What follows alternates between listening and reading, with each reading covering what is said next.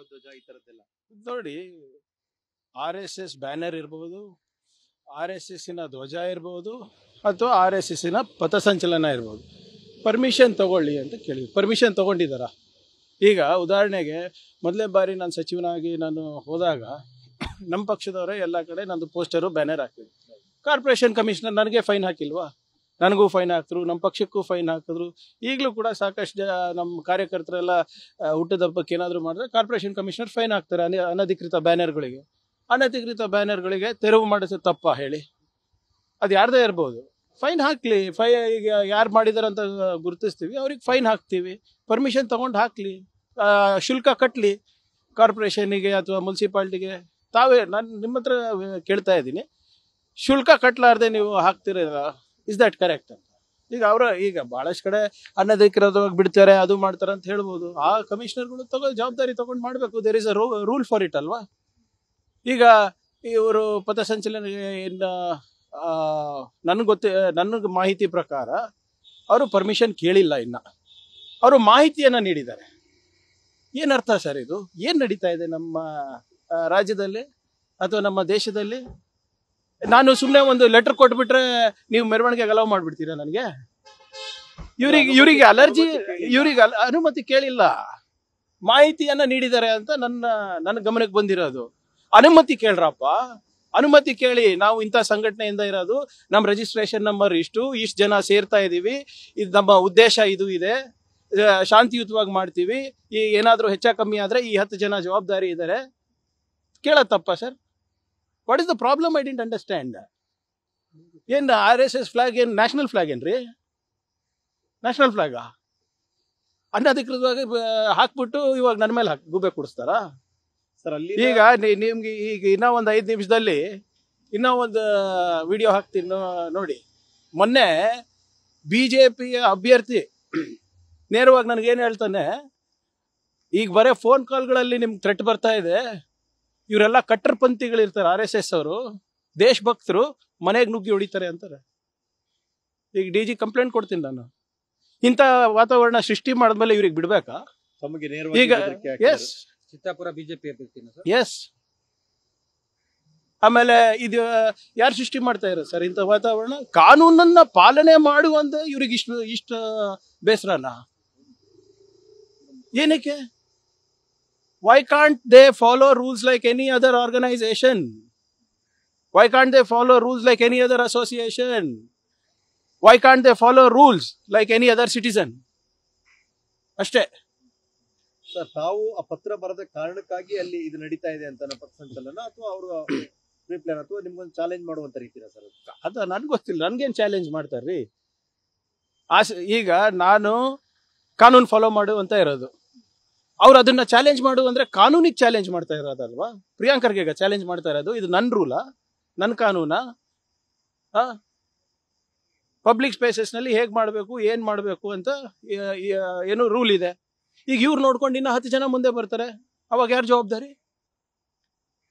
Who is responsible for law and order? Government ಅಲ್ವಾ? ಈಗ ಇವರೆಲ್ಲ ಬೆದರಿಕೆ ಹಾಕ್ತಾರೆ, ಅಭ್ಯರ್ಥಿಗಳು, BJP ಅಧಿಕೃತ ಅಭ್ಯರ್ಥಿಗಳು ಬೆದರಿಕೆ ಹಾಕ್ತಾರೆ, ಜನ ಸುಮ್ಮನಿರ್ತಾರ sir? I am also elected representative. ನನಗೂ ಒಂದು 50,000 ಜನ ಮತ ಕಳಿಸಿರೋದು, ಏನೋ ಹುಡುಗ ಮಾಡ್ತಾನೆ ಡೆವಲಪ್ಮೆಂಟು ಅಂತ.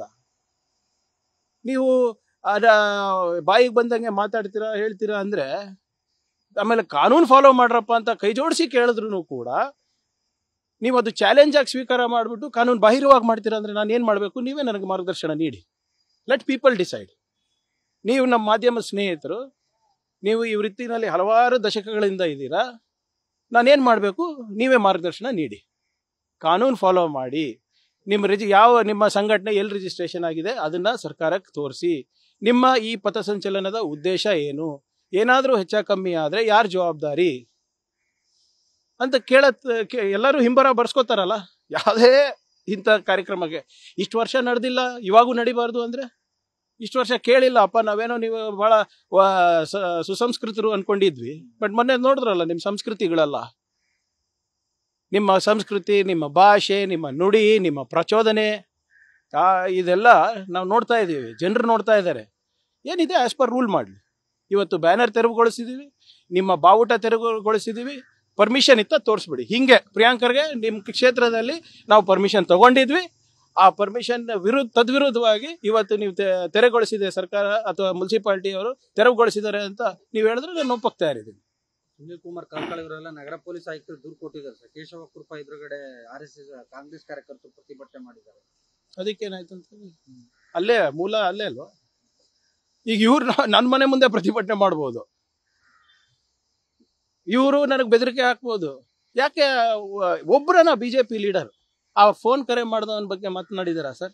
ಒಬ್ಬನ ಇಲ್ಲ ಇದು ತಪ್ಪು, ಈಗ ಆಲ್ಮೋಸ್ಟ್ 3-4 ದಿನ ಆಯ್ತು ಅವ್ನ ಕರೆ ಬಂದು ಇದು ತಪ್ಪು, ಇವ್ನು ಮಾಡಿದ್ ಸರಿ ಇಲ್ಲ, ಅವ್ನ ಪದ ಬಳಕೆ ಸರಿ ಇಲ್ಲ, ಇದು ನಮ್ಮ ಸಂಸ್ಕೃತಿ ಅಲ್ಲ ಅಂತ ಒಬ್ರನ್ನ ಅವನಿಗೆ ಬೈದಿದಾರ? ಉಲ್ಟಾ ನನಗೆ ಬೈತಾ ಇದಾರೆ. ನನಗೇನಾದ್ರು ಆದ್ರೆ ಪ್ರಿಯಾಂಕರ್ಗೆ ಜವಾಬ್ದಾರಿ ಅಂದ್ಬಿಟ್ಟು ಹೇಳ್ತಾ ಇದಾರೆ. ಏನ್ ಇದು? ಚಲವಾದಿ ನಾರಾಯಣ ಸ್ವಾಮಿ ಆರೋಪ ಮಾಡಿದ್ದಾರೆ ಸರ್, ನಂಗೇನಾದ್ರೂ ಜೀವ ತೊಂದರೆ ಆದ್ರೆ ಪ್ರಿಯಾಂಕರ್ಗೆ ನೇರ ಹೊಣೆ.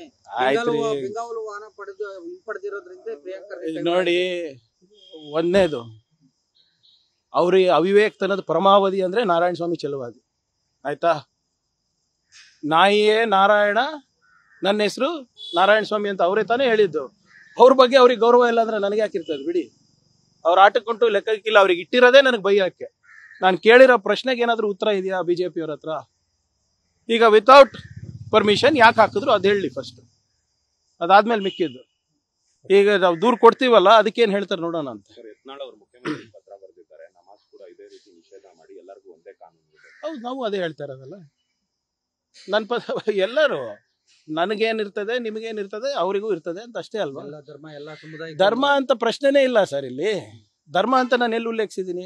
ಅಲ್ಲ, ಇದು ಅನ್ವಯ ಆಗೋದು. ಎಲ್ಲರೂ ಸಂಘಟನೆ, ಸಂಘ ಸಂಸ್ಥೆಗಳು, Congress party, BJP party, RSS, PFI, HDPI, AAP, DSS ಎಲ್ಲಾನು ಇವ್ರಿ everybody is ready to follow the rules except some people. ಯಾಕೆ?